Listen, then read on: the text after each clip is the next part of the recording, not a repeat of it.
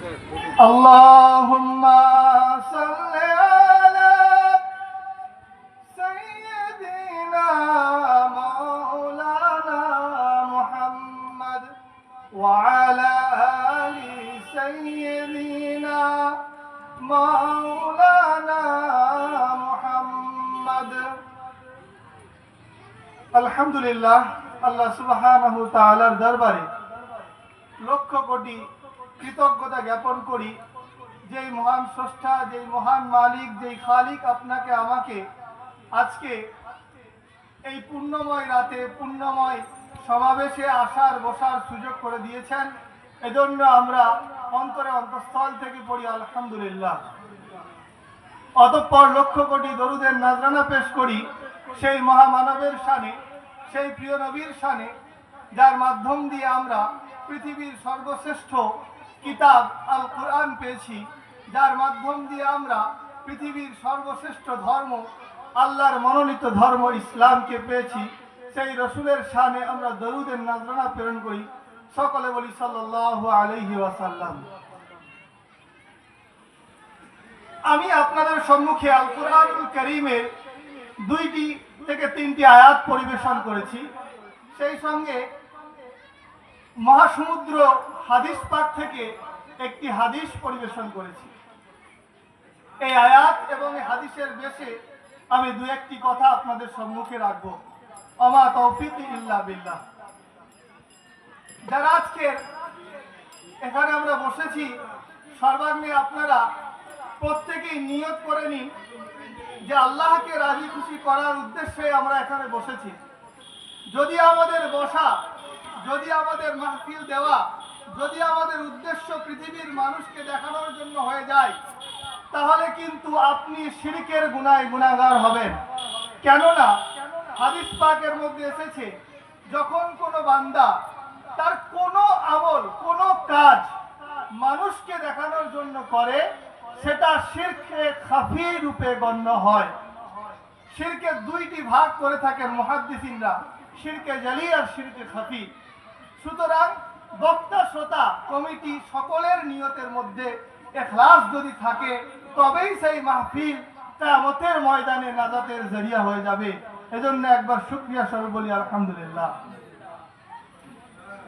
আল্লাহ রাব্বুল আলামিন জনাবে মুহাম্মদুর রাসূলুল্লাহ সাল্লাল্লাহু তাআলা আলাইহি ওয়াসাল্লামকে সর্বশেষ নবী করে, খাতামুল আম্বিয়া করে দুনিয়ার বুকে পাঠিয়েছিলেন। এটা আমাদের সকলের জানা। কি জানা কি জানা নয়?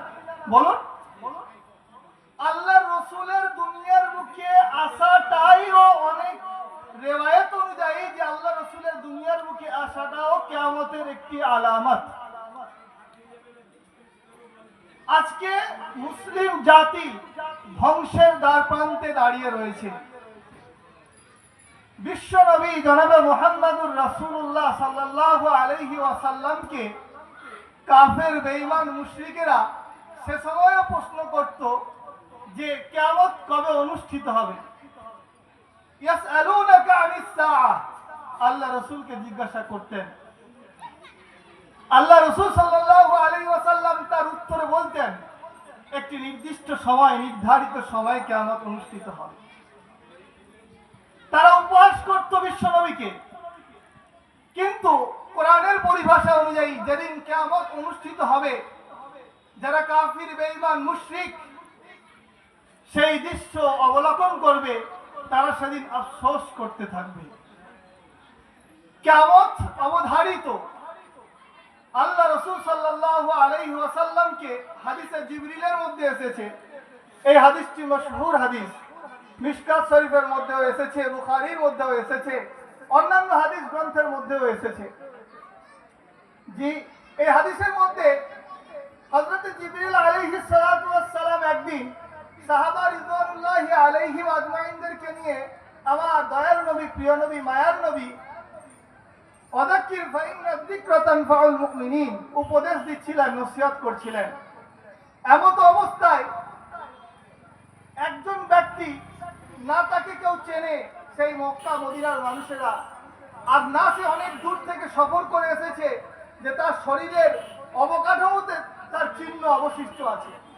আল্লাহ রসুল সাল্লাল্লাহু আলাইহি সাল্লামের একেবারে সন্নিকটে হাঁটুতে হাঁটু লাগিয়ে বসলেন। বসে আল্লাহ রসুলকে কয়েকটি প্রশ্ন করেছিলেন। সেই প্রশ্নের মধ্যে একটি প্রশ্ন ছিল যে আখবিরনি আনিস সাআ, হে রসুল। তখন তো রসুল সম্বোধন করে বলেননি, আগন্তুক ব্যক্তি হিসেবে প্রশ্ন করছেন, আপনি বলুন যে কিয়ামত কবে অনুষ্ঠিত হবে। তখন আল্লাহ রসুল বলেছিলেন যে যে জিজ্ঞাসা করছে আর যাকে জিজ্ঞাসা করা হচ্ছে উভয়, তার থেকে আল্লাহ রসুল সাল্লাল্লাহু আলাইহি সাল্লাম বলছেন যে আল্লাহ সুবহানাহু ওয়া তাআলা বেশি জানেন। অর্থাৎ তুমি আমি সকলেই সমান, কবে কিয়ামত অনুষ্ঠিত হবে এটা আল্লাহ রাব্বুল আলামিন পাই টু পাই ডেট আপনাকে জানিয়ে দেন। তবে হ্যাঁ, কিয়ামতের কিছু আলামত বলে দিয়েছেন। ওই হাদিসের মধ্যে এসেছে কিয়ামতের আলামত বলতে গিয়ে আল্লাহ রাসূল বলছেন আনতালিদাল আমাতু রাব্বাতাহা, হাদিসের শব্দ যে কিয়ামত সন্নিকটে সেই সময়ে যখন দেখবে যে বাদী তার আকাকে জন্ম দিচ্ছে।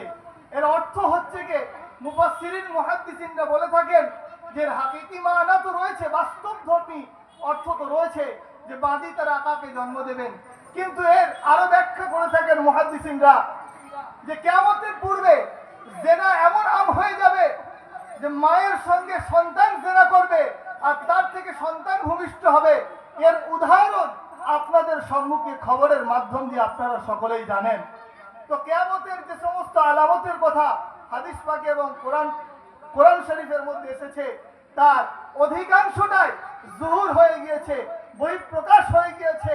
বাড়িতে বাড়িতে জেনা আম হবে, বাড়িতে বাড়িতে গুনাহ আম হবে, রাস্তাঘাটে মানুষ জেনা করবে, পশু পাখির মতো সমস্ত কিছু সুদে মানুষ ভরপুর হয়ে যাবে, ঘুষের মধ্যে জর্জরিত হবে।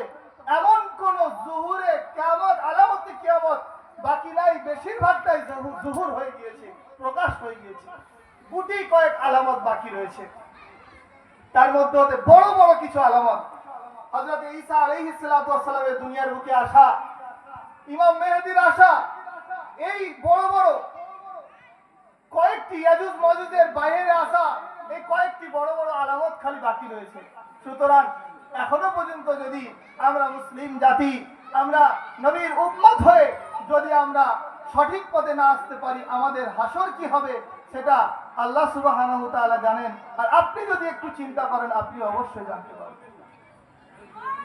আল্লাহ রাব্বুল আলামিন পবিত্র কোরআনুল কারীমের মধ্যে বললেন ওয়ামা আদরাকা মা ইয়াউমুদ্দিন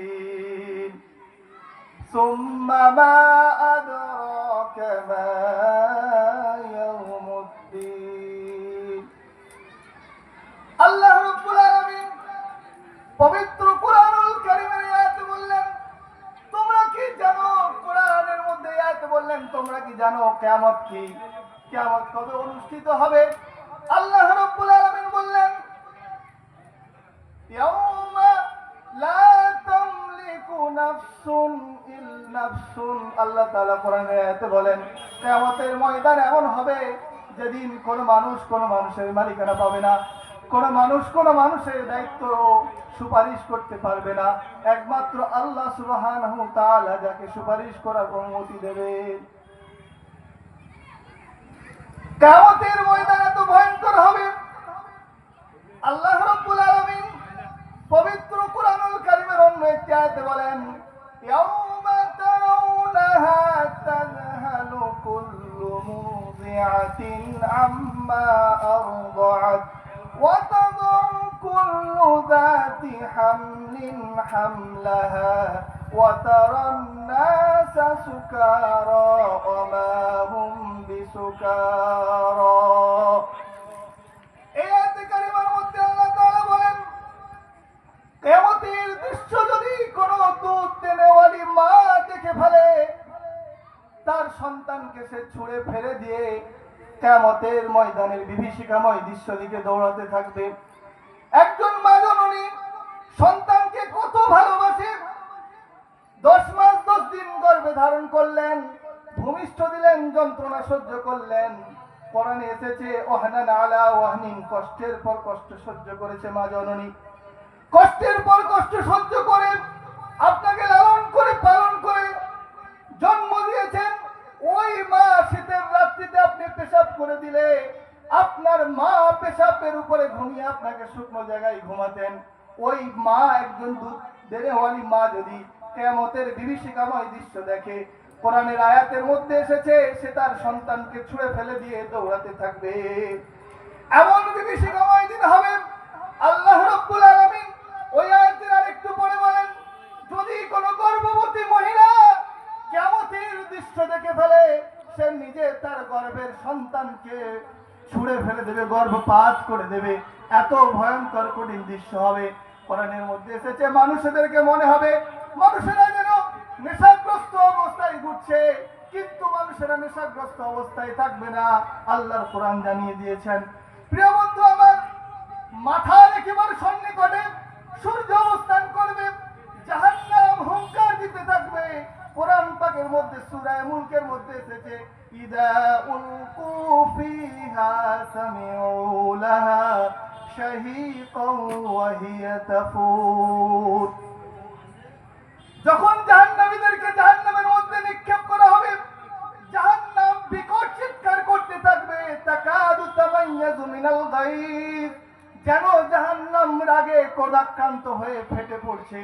যেমন ভাবে আগুন জ্বলছে, আগুনের মধ্যে আপনি একটু কেরোসিন বা পেট্রোল ছিটিয়ে দেন, যেমন ভাবে আগুন ওই দপদপ করে জ্বলে উঠে, ঠিক তদ্রূপ ভাবে জাহান্নামের মধ্যে যখন এই মানুষরূপী ইন্ধনকে ফেলা হবে, তখন মানুষরূপী ইন্ধনকে ফেলার কারণে জাহান্নাম তখন এরকম দাও দাও দাও দাও করে জ্বলতে থাকবে।